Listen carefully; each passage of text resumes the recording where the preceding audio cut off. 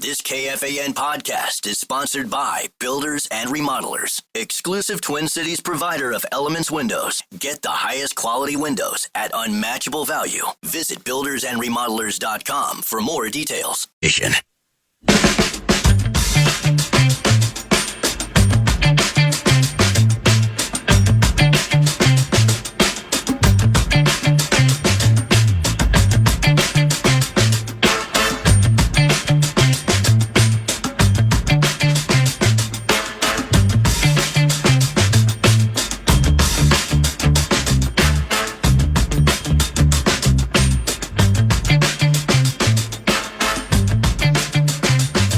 How you doing? I'm good. How are you? Good, thank you. Have you ever made a, on the microphone at the Athletic, at the Milwaukee spot, Southern California, Milwaukee Journal-Sentinel? Yeah, Missouri, Columbia, Missourian? Yeah. Have you ever made a prediction and it ended up being super bad, but the timing of it causes that of astonishment? Like, I'm going to land the plane here in a second. Have you ever? I'm trying to find the runway. Okay. Well, here's the runway and the crash. Okay. So yesterday, for whatever the reason, Stephon Diggs caught a 9 to noon stray. I'm looking for a football point at the end of the opening marathon segment, courtesy of Steve's Appliances and stevesappliances.com. So I saw that Diggs visited New England, and then I'm like, all right, let's go ahead and craft something on the legacy of Stephon Diggs and how it's finishing, like how it started and how it finished. And in the middle, we had something called the Minneapolis Miracle. So he gets hurt last year. So Houston gets basically next to nothing out of him, 3 touchdowns, half a season, whatever.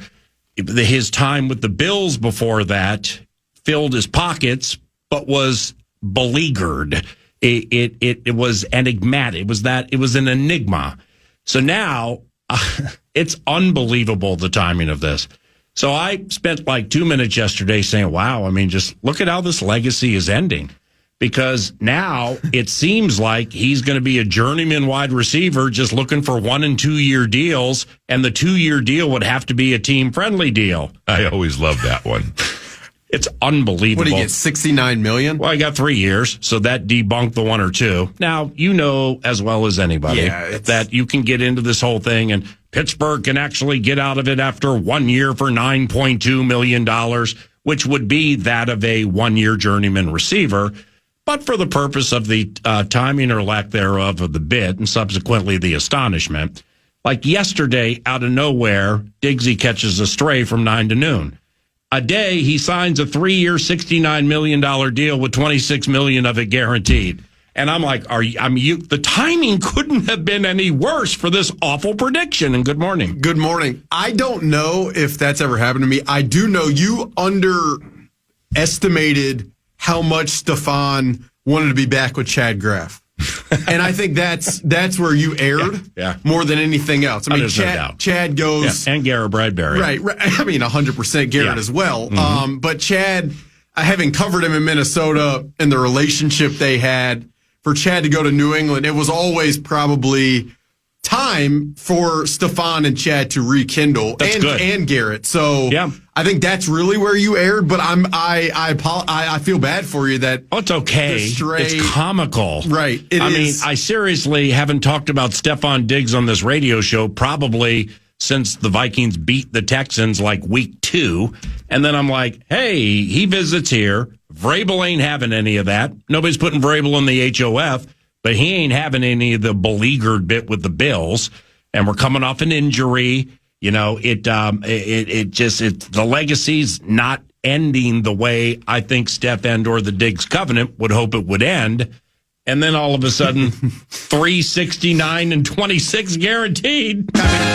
It's unbelievable. Right. If he and his covenant are seeking monetary value to land the plane for their career, then they're doing a good job. But Steph has filled his pockets. I will say the Patriots he emptied out his soul. Exactly. The Patriots, I will say, they're kind of interesting to me. Really?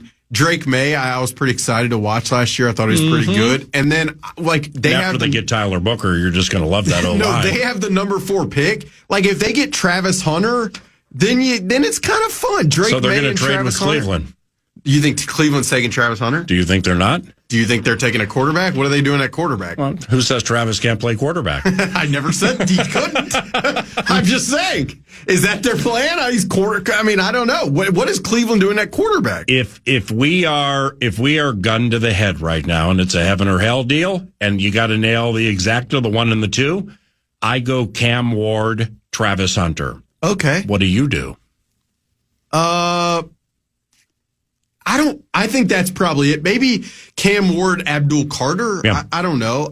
Is Shador in play for them? And that would be the question that I would ask. I've watched a little Shador tape. I feel like he'd probably best fit in a system that is a well-coached kind of play action style guy who can see the field. Stefanski's had success with those types of players. So to me, it wouldn't be the craziest thing in the world. This is Alec Lewis with The Athletic at Alec_Lewis. Covers the Vikings, writes about football for The Athletic and theathletic.com. We have the Alec Lewis Show podcast, which is provided by a very close friend of mine, Tim Siegley, the owner of First Resource Bank. And Tim's been great with Alec, which we appreciate. And I watch and or listen to it via YouTube. And let's just get this out of the way before we roll into some frivolity. Oh, boy. And I don't know what your stance is on it, or if you like what kind of messages you were getting. It's just crazy how many people thought we actually went to arguing last week and had hard feelings about Aaron Rodgers and reporting and things like that. I mean, I rolled into Metropolitan Ford yesterday to service the Edge. And one of the guys was like, did you and Alec take off the gloves after debating on the radio last week and stay friends? And I'm like, I had seen it on social media, a couple of emails or whatever, or some texts from some people who are friends of mine. I'm like, no, Alec and I didn't even embrace after. I mean, that's just, Alec and I are friends, and you don't have a friendship if a little give and take like that is something that's going to separate people. And good morning. I don't know. I had a friend of mine who said to me this weekend, we were out, he said, why does PA say good morning in between the segment, the question? And I said, and I was like, it's a great question. I understand why he'd be curious. I think the question would be, why do most after I say it? Because why are you saying it? It doesn't make any sense. I want you to have a good morning. I got a call the day after we were on the radio together from someone who may or may not work with the team. It was like, did you guys make up? Is everything okay? Right. I mean, yeah, I got a little of that. It was. No, we didn't need to make up. It was dumb. It was brothers having fun with each other. Yeah, I don't. You were more wound up than me. I just felt like I had to. I don't know. You just stand by the reporting. Yeah. I mean, that's really it. But there was nothing at any point between you and I where we couldn't go eyebrow to eyebrows, chin to chins, and verbally chat about something and then leave it sans consternation. What I felt really, I went back and listened to it just because I was curious how I manage. I felt like it was broke down the all 22 on a segment. Yeah, because you care about doing it the right way. Right. I was pretty comfortable with. I was happy with the way I laid out some of the dynamics at play that sometimes you never talk about, or you can't really talk about, or people just don't. But yeah, I will say, I did not view it as this contentious thing. Correct. I do the job that I can do as best as I can and represent things as straightforward as possible. And I told someone with the team this on Friday, none of this has been enjoyable to report on. It would be much easier. It sucks. If it was the most obvious thing in the world. JJ, we never even talk about it. Aaron Rodgers goes to Pittsburgh. The Vikings never have any conversation. That would be way easier, much more preferable. And just like today, when I go to TCO Performance Center after this segment and Kwesi Adofo-Mensah meets with the media, and I'm sure wants to talk about the $250 million they spent on players that they targeted, were able to acquire, and they also got comp picks as part of that. The unfortunate truth is he's going to be having to answer a lot of questions about the quarterback and about his own lack of an extension to this point. And those are going to be the conversations. And that's just the nature of this league is when there are quarterback questions, conversations, that's going to be the subject. So I not to shift from the conversation, because I could talk about our segment all day long, but I today with Kwesi Adofo-Mensah, it's going to be very interesting to see how he manages and answers a lot of these questions, because it's not going to be softballs, and I don't know if he's going to be let off the hook without being as definitive as he can possibly be. So it's going to be pretty interesting, I think that's 12:30 today on KFAN. And it would be nice if the head coach was also available too, given that he is the quarterback guy. But whether he's out at pro day or whether he's busy today, or I know he's going to talk next week at the owners' meetings, but being the extended head coach that he is, for the massive amount of money that he has been paid, it would be nice if he was also part of this, but that's not going to happen until next week. So you're saying instead of having a coach trying to make a team better, going to pro day or pro days in one day, that being at the facility to service the needs of a group for a fan base with something that may or may never was going to happen would supersede getting to know these kids they may draft. No, I'm not saying that at all. Okay. I'm saying he has not spoken publicly. You just want to hear from the coach. Yeah, he is the guy who was extended. The GM has not been to this point. So being within 6 days of hearing him at 6:45 in the morning is not close enough? I'm going to hear from him. But what I'd say is his voice is going to speak loudest on the quarterback conversation. And so to not have heard him, a guy who does a lot of media, to me, I wish it was today. It's not. It's okay. I'll talk to him next week in West Palm Beach at the round table in the ballroom of the Breakers, and that will be A-OK. And Kwesi will talk today. I don't know if the hope is that the questions are going to be about free agency and the job they did, but I can tell you what the questions are going to be about. It's going to be interesting if he says, I defer to Kevin, who's not there. That'd be elite if he did that. Well, it wouldn't be elite, but I mean, I'm KFAN raised. I'm bit raised. No, so. I get it. I'm just giving you what I think. No, if Kevin O'Connell is at the LSU Pro Day or the Ohio State Pro Day evaluating players, of course, that's his job. Donovan Jackson. Maybe a plane got stuck in in Detroit, and maybe something around there. Okay. Anyway, Alec has at The Athletic, theathletic.com, Minnesota Vikings NFL Draft Big board, 10 players who make sense in each round. So we got 40 of them there. 40 players. It's really, really cool. And I like how you laid out those at pick 24, which is in lockstep with something we started today. We dusted off something we did before you got here years ago called Offensive Lineman of the Day. Because I'm not, we're going to do 5 of them. Not today. It was exciting, Alec. Offensive Lineman of the Day is... You want me to go through the archives of stories here and start analyzing split infinitives? Okay, now let me continue, please, and I love you. All right, 3-2.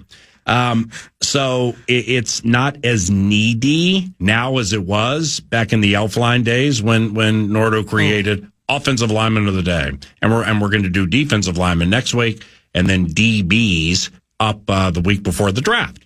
So Nordo has a couple of offensive linemen who...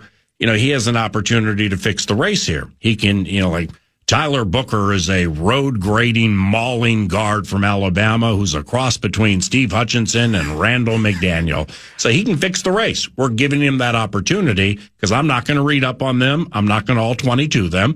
I'm going to hear the 5 he delivers this week, and then I will proclaim off what he shares which one I like best. And I personally have the belief that of those 3, I would make offensive linemen tepidly favored to be the selection at 24. So in opening your story, from Gray Zabel of North Dakota State University down to Mason Taylor, a tight end from LSU, Alec has 10 listed, and Nordo has a couple of offensive linemen, and he would like to share some intel on them for Alec and I, and here they are. Well, yeah, the first guy I went with today, and in your big board, I mean, you nailed the 2 that I think are the most name heavy and probably spot heavy at 24. For the first day of O-Lineman of the Day, I went in a different direction. I went with Donovan Jackson, the guard out of Ohio State. Have you heard of him at all? Heard of him. I haven't done much film evaluation of him, whereas I have watched Booker and Zabel. That's why we have offensive lineman of the day. And that's why this is why you do offensive lineman of the day. It's great. That's why I started in a different direction, because Zabel, and I'm excited. PA, we might have Go Bison. We might have the Bison head coach on next week, so maybe we'll get some Gray Zabel intel from the coach. Looking forward to that. But Donovan Jackson, 6'4", 315 pounds, 3-year starter for the Buckeyes. Big timer, outside zone blocker. So he's scheme versatile, but he's familiar with zone schemes, super athletic. And this is a guy that's kind of bounced around in terms of where he might be drafted. You'll see him in mock drafts as low as 40, 45, somewhere in that area. Some people have him going day one. But as a pass protector, super strong. I love, and you follow this, and you write about it as well, but if you like the hardcore draftniks and the filmaholics, I was reading this from the NFL Draft Network. As a pass protector, he can jump and vertically set without problems. Jackson has adequate hand carriage and quick strikes, correctly mirroring and mixing up his strikes between two hands and single jabs. Here's where it gets interesting. He could use a little extra sand in the pants to dig deep and re-anchor, but he consistently redistributes power and takes over bull rushing defenders. High football IQ, efficient, effective pulling, super athletic. He's got length. This is a guy, Donovan Jackson, out of Ohio State, O-lineman of the day style, that I think people should have, at least in their pocket of names, that is potentially, well, I think he will be available at 24. Whether he's the guy the Vikings ultimately select, that's up to them. Right. But Donovan Jackson out of Ohio State sounds like a badass, and he's somebody we should be paying attention to. Well, when the Raiders start freaking out, they're going to lose Shedeur Sanders to the Giants, and they trade up to 3. I wonder if there's part of the package that would include a spot to get an offensive lineman like that for the New York Giants. Those are things that we got to start thinking about. You said to start the offensive lineman of the day thing that you would give. I don't want to misquote you. You would give offensive line the slight edge in the first round at 24. Yeah. So if we have all positions in the gate. Yeah. Okay. Drafting a quarterback at 24 is 1,000 to 1. Drafting a quarterback anywhere in the draft for me is 150 to 1. So if we got all the positions in the starting gate and they're drafting, I make an offensive lineman at 24 a tepid favorite. He's the morning line favorite, huh? 10-horse field, about 3.5 to 1. And I'd say this, I that wouldn't shock me. I want to give you why to me that would make sense. One reason why it makes sense is this is such a deep interior defensive line draft to where you could maybe get a guy who could be productive behind a Jonathan Allen, Javon Hargrave, in the third round, to where you don't necessarily have to do that in the first round. Whereas if you did interior offensive line in the first round, let's say that guy can play left guard in the short term, and then in the long term, if it's like a Gray Zabel from North Dakota State, he can slide in and be your center of the future, depending on what happens with Ryan Kelly. So I think that position to me makes sense. If they're going to stick trenches at the top, which seems like they probably should, even though they've already added, obviously, 4 key players at those spots, offensive line, defensive line.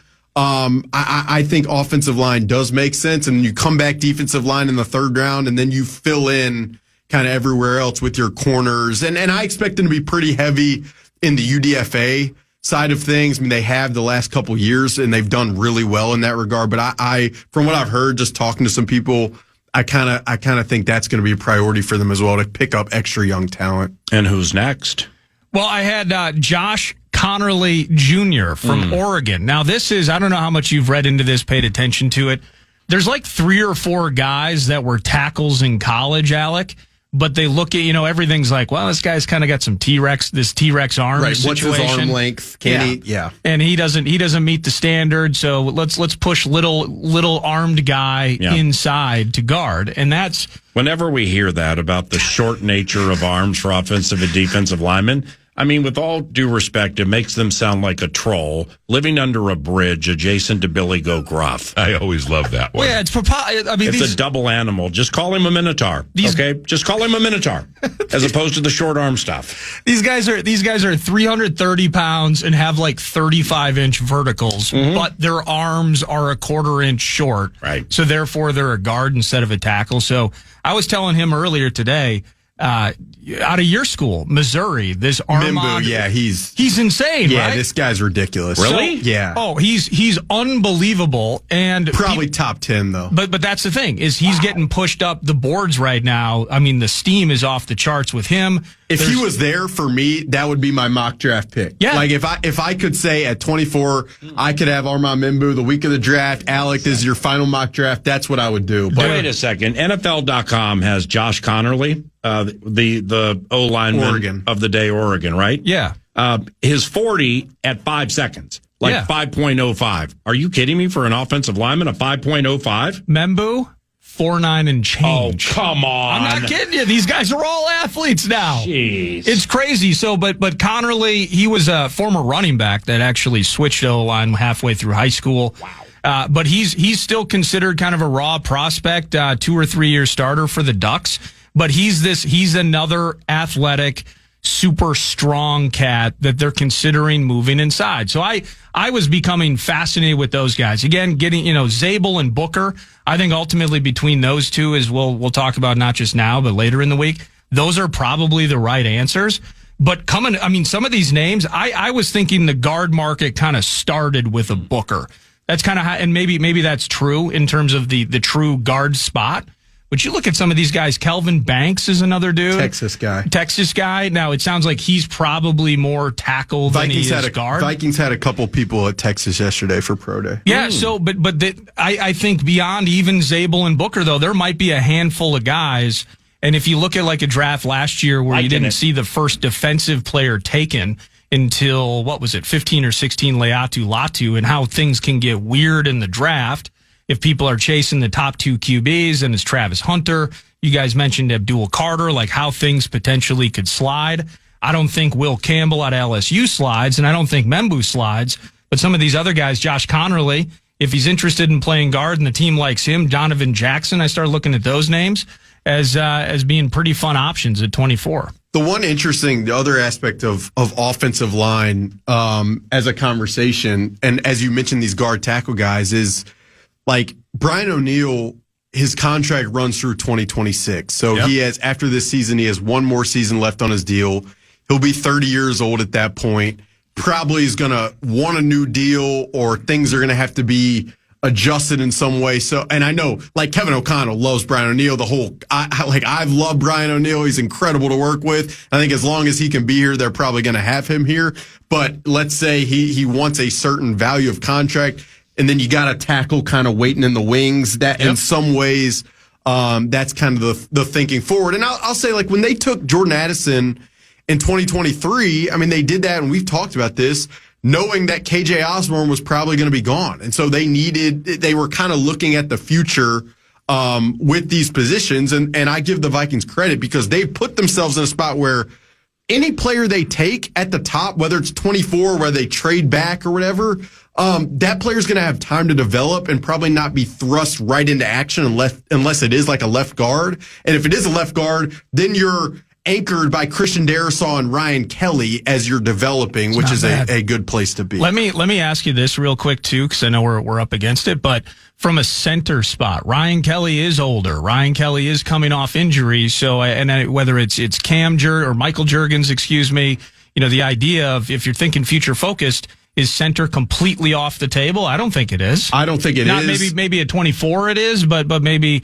not in this draft. Well, I'm glad you brought that conversation up, because I was asked on my podcast this past week, like, why are the Vikings last in odds in NFC North plus 550? They were behind the Lions, the Packers, the Bears. And part of my response was, the quarterback I mean, that's part of the reason, the uncertainty around that. Big reason, yeah. But then also, I mean, there is injury risk, durability stuff with all, I mean, you go down almost every position, not only the additions, but I mean, I'm talking Aaron Jones. I'm talking, I mean, even Jordan Mason got hurt. I'm defensively, Jonathan Grenard and Andrew Van Ginkel were great last year, but can they stay healthy consistently another year? So, I think center is definitely a spot where if Ryan Kelly were to suffer an injury, and then you have now a guy who's never played in Michael Juergens, or a potential rookie as the center for a young quarterback, and I mean, that is probably not the place you want to be. So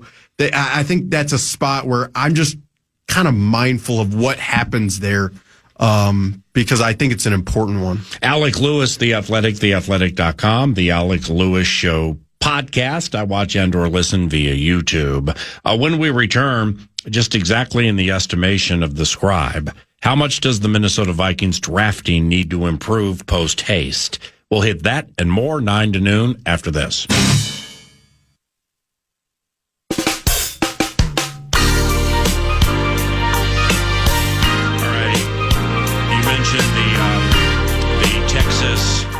The Texas Pro Day was yesterday, right? It was. Yeah, in Austin, Texas. I just got confirmation that, Kevin O'Connell did not attend the Texas Pro Day, from what I'm being told, because he was too busy crafting his Zoom-related responses for all the Aaron Rodgers questions I always love that are going to come in today, and he's going to feel compelled to Zoom in after Kwesi gets done talking. But if the Zoom machine doesn't work, then I guess everybody just has to wait till the owners' meetings. Well, it's in person, so unless he's out of town, he could just walk downstairs. He might be out of town. I haven't spoken to him since. I can't confirm or deny. Yeah. I don't know where he is. Sure, but I know where you are.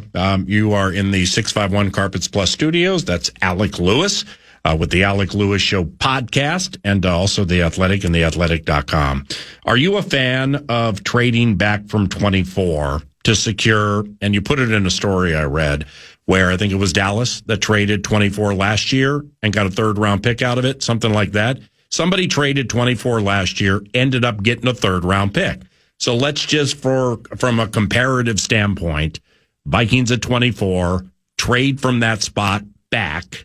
I'm not sure where, but you get a 3rd rounder out of it. Are you a fan of that? Well, I think the question for me is, where are you trading back to and what are you getting? Mm-hmm. Like, there is no doubt in my mind that in 2022, when they traded back from 12 to 32, that's too far and you didn't get enough. So you whiff on both of those aspects. So if they trade back from 24 to 30 and they get I don't have no problem getting future picks. If you're getting me a 2026 third as opposed to a 2025 fourth, like I'm totally okay with that. You play the long game in that regard. Mm-hmm. And I also like getting the 5th-year option on a player, which requires drafting them in the 1st round. So the good thing is there are teams picking at the back end of the 1st round in Philly, Kansas City, Buffalo. Those teams have been very active in the past in trading around. So I don't think they're going to have a problem finding a suitor. The other possibility is, let's say Cleveland, for example, doesn't take a quarterback at the top, but then they want to get that 5th-year option, so they want to come back in to get a Jackson Dart or a Tyler Shuck. Then that may be a possibility. And not just Cleveland. It could be New York. It could be Raiders, New Orleans, the Raiders. I mean, there are options. So I'm totally okay with trading back because, to me, 4 picks is not enough, but I also know the reason they have 4 picks, and that's of their own doing as well. How much does the drafting here need to improve to complement the free agency work done? Markedly. I mean, I think that's pretty cut and dry. Like it's you can be as savvy as you want to be in free agency. And again, like, I just want to make it very clear for all the conversation the last 2 weeks. The front office ownership, the front office, the coaching staff, and the people kind of structuring the contracts, and Rob Brzezinski and Emily Battis, they deserve a heck of a lot of credit for what they just did. Ownership spent $250 million essentially, which is 2nd most in the NFL. The front office and coaching staff targeted players that fit what they do. And then Rob Brzezinski and Emily Batt has structured contracts that fit the team's timeline. And while doing all of that and adding the players they added, they also set themselves up for potentially 2 comp picks for 2026 because of the savvy nature in which they added players. You deserve a heck of a lot of credit for that. Yeah. But when you're adding players who are 30, 31, 32, at some point this roster just has to turn over and get younger, and you need the rookie contracts to produce to allow you to spend as much money as they're spending at a lot of spots. So the draft just has to, the drafting has to get better. I went through it a couple months ago. I mean, the hits in Kwesi Adofo-Mensah's time as the GM here, I mean, it's Jordan Addison. It will give Jalen Naylor, maybe Will Reichard. We'll see. But Mekhi Blackman. Ivan Pace Jr. was a UDFA. But I mean, there's just not a lot. It's just not a lot. And so, and they know it. Like, they know it. I expect Kwesi Adofo-Mensah, if he talks about it today, to be very forward about that. You would hope. Now, Alec, and this is just kind of a question about when something like this happens and you being a beat writer for a team, like how much work you got to put into it. Here's the deal. So some FS1 guy dropped a nugget. The Vikings could trade McCarthy in 24 to the Chargers for Justin Herbert. I just saw it last night. When something like that is floated out there, do you have to make some calls, or do you just look the other way and be like, okay, that's kind of like the Sauce Gardner, Jordan Addison thing? I never totally look the other way on anything because you just never know. Yeah. But there are times where you do a lot of due diligence, and there are times where you understand. I mean, the thing with Justin Herbert, when that name is floated up, go look at his contract and then try to align how that's even possible. First of all. And it's an easy thing for people to connect. Okay, Jim Harbaugh, JJ McCarthy, blah, blah, blah. But you know just as well as I do that this team, from the time Kevin O'Connell and Kwesi Adofo-Mensah got here, really wanted to have a young quarterback that they handpicked to build the roster around a rookie contract. They picked JJ McCarthy. He suffered the injury last year. Right before he suffered the injury, he performed really well in the Raiders preseason game. They were going to give him more first-team reps in Cleveland. That was going to be a huge evaluation point. The injury happened. Haven't seen him on the field with the team since then. And so there's, what is it going to look like? Is everything going to be good? As long as everything checks out, he's probably going to be the quarterback in 2025, and with a roster that I've heard some people say this. Well, and I've even said it. There is pressure to be a young quarterback with a roster as good as this one. So that's one way to look at it, or you could look at it as to be a young quarterback with this level of roster just raises the level of the floor of what you have to be. There's a lot of, multiple ways to skin the cat. Multiple ways to view a lot of different things. But yeah, I can't even really remember what your initial question was, but that's how you handle things when things like that come from. Yeah, like Sauce Gardner. Yeah. Like I texted someone, it's like, is it, and right now it's like, no, I haven't heard anything like that. Okay. So until I hear something to substantiate it, like now if it's crickets in my response, then okay, maybe I need to do a little more. Right. Like it's that's kind of how things go. Who do you prefer for the Vikings as a veteran backup? If it goes this way, who do you prefer and why? Joe Flacco or Ryan Tannehill? If it's just those two. Well, Ryan Tannehill would be easier because he has the same agent as JJ McCarthy, so you can just call the same agent and Brian Aralt at WME, and you can just say, "Hey, Brian, we have your other client. We'll have both," and it's easy to work it that way. Ryan Tannehill didn't play last year, so it's difficult, but he is younger than Joe Flacco. I mean, I think I'm not passionate one way or another. Either one of those guys makes sense. If you're just looking for a kind of a mentor backup, right, who knows what it's like, who if they were to take the reins, the ship isn't sinking entirely, even though it may dip slowly. But I view both of those guys at the same tier. And lastly, with at The Athletic and theathletic.com, the Vikings NFL Draft Big Board penned by Alec Lewis, 10 players at each spot. So we got 40 of them. But for the 24th overall pick in the draft, the Vikings currently own, North Dakota State University offensive lineman Gray Zabel is the first one. Then at the bottom, you have Mason Taylor, a tight end from LSU. In between, the likes of Derek Harmon, defensive tackle Oregon, Malachi Stark, safety Georgia, so on as Walter Nolan, defensive tackle Ole Miss. Why did you prioritize them the way you did? Well, it was positions that the team needs, or is probably going to be in the market for. Why'd you put Gray first? He's reverse alphabetical order. Yeah, that must be what it is. Okay. Well, Zabel just makes a ton of sense to me because not only did he go to North Dakota State, so it's close, but also he could play left guard in. What does the close have to do? I don't know. I don't really know. But he could. The real answer is he could play left guard in 2025, and then he could slide in. He's probably the best center in the draft, center prospect in the draft, so he could be your center of the future. Mm-hmm. The guy has just crushed every aspect of the draft process in terms of testing, measurables, just interviews and stuff. Everything seems like it checks out. So that's why I put him. But there. why him and not Booker? I think he's a little more mobile than Booker, but you're talking to a guy who is from Alabama, and I know some people on that staff, and I mean, they talk about Tyler Booker's leadership like they talked about Will Anderson, just in terms of how much he raised the floor of that entire building. So while Tyler Booker has not tested as well as Gray Zabel, and he is a little more plodding, sometimes you're just betting on the person. And to me, you feel comfortable making that bet. Now, we'll see if either one of those guys is there at 24. I don't think that's a given. Mm-hmm. That was elite. Thank you very much. Enjoy the owners' meetings next week in Florida. We'll give you a call if you have some time. Otherwise, look forward to seeing you next time, okay? Sounds good. Thanks for having me. See you, Nordo. Alec Lewis. Good to see you, brother. The Athletic and theathletic.com. Don't forget about the Alec Lewis Show podcast. And I watch it via YouTube. There are myriad places you can find it. The Alec Lewis Show podcast, and we'll be right back.